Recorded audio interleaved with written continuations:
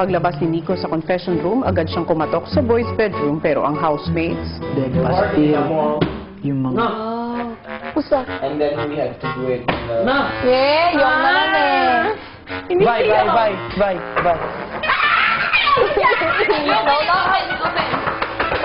Open daw yun.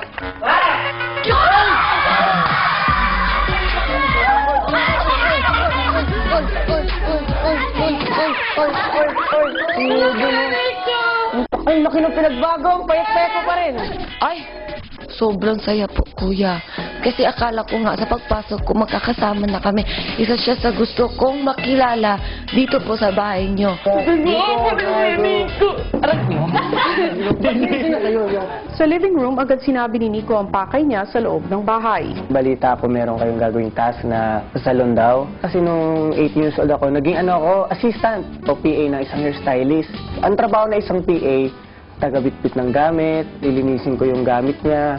Siyempre sa katagalan, naiinip naman ako pag nakaupo lang ako. Kunyari, nandiyan yung boss ko, nag-aayos ng buhok.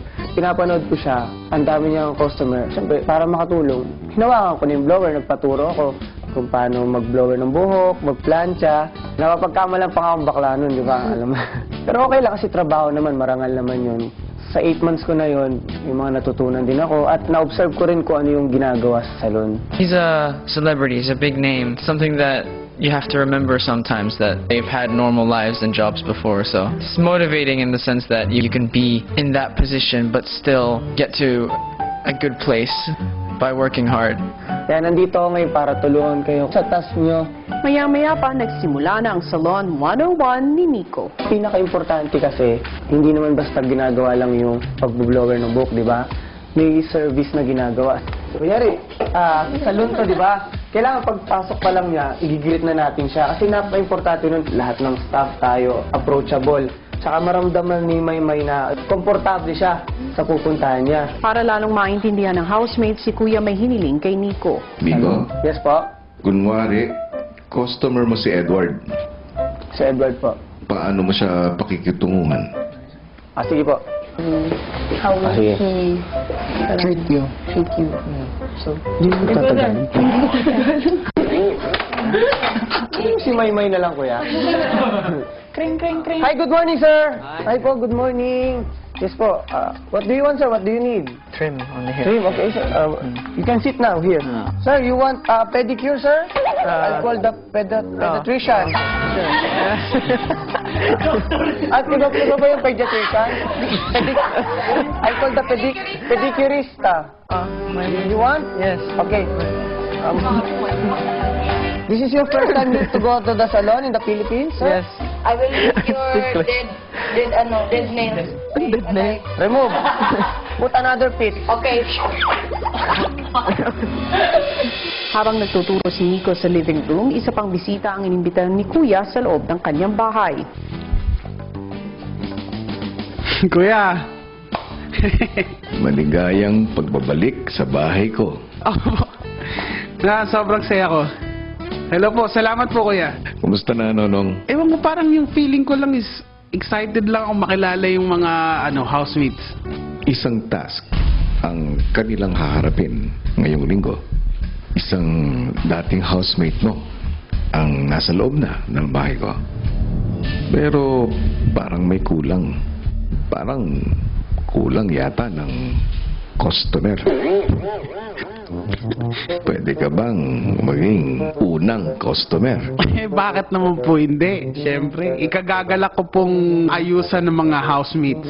Kaso, parang yung hanap nilang customer, babae. Handa ka na ba? Handa na, siyempre. Yes! Meron akong inihanda para sa'yo. Aba, talagang kompleto May imbitasyon at regalo. Tignan natin.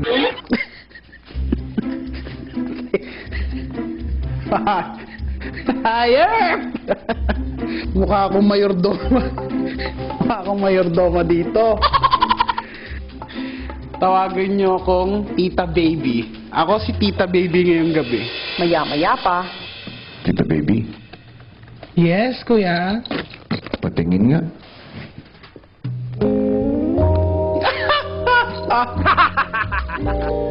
Okay ba, kuya? Andito na ang mayordoma mong si Tita Baby.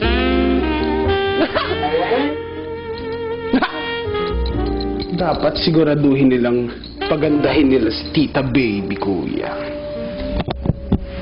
Dahil masungit si Tita Baby. Hi, Tita Baby! Welcome sa bahay ni Kuya.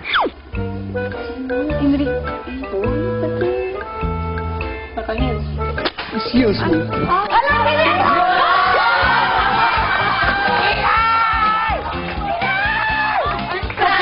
Huwag kayong lumapit sa akin. Tawagin niyo akong Tita Baby. Siyempre, kuya, natawa at first. Yung parang character niya is funny pa rin. Tita Baby brightened up my day kasi medyo napapagod na po kami. Tapos biglang tumayo po ulit kuya kasi andun nga po si Tita Baby. Hello, Kinets. Sinets ite. Hi, Heaven. Anong pangalan mo? Edward. Hi. Ikaw yung. Sabi mo nga, Pak Ganun. Pak Ganun. Look and you? Christian. Christian. Oh.